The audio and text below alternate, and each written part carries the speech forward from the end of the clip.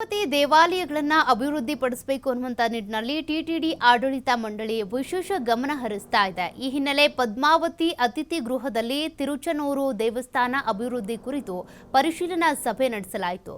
ಸಭೆಯಲ್ಲಿ ಟಿಟಿಡಿ ಅಧ್ಯಕ್ಷ ಬಿಆರ್ ನಾಯ್ಡು ಹಾಗೂ ಇಒ ಶ್ಯಾಮಲ ರಾವ್ ಅವರು ಭಾಗಿಯಾಗಿದ್ದರು.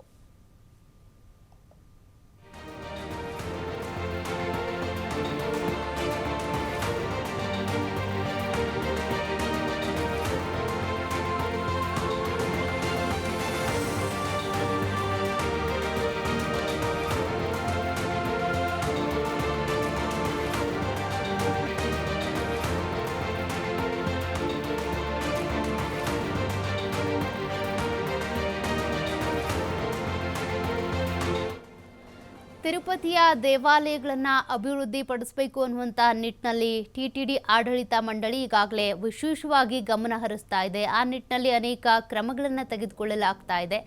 ಇದರ ಮತ್ತೊಂದು ಭಾಗವಾಗಿ ಪದ್ಮಾವತಿ ಅತಿಥಿ ಗೃಹದಲ್ಲಿ ತಿರುಚನೂರು ದೇವಸ್ಥಾನದ ಅಭಿವೃದ್ಧಿಯ ಕುರಿತು ಒಂದು ಪರಿಶೀಲನಾ ಸಭೆಯನ್ನು ನಡೆಸಲಾಯಿತು.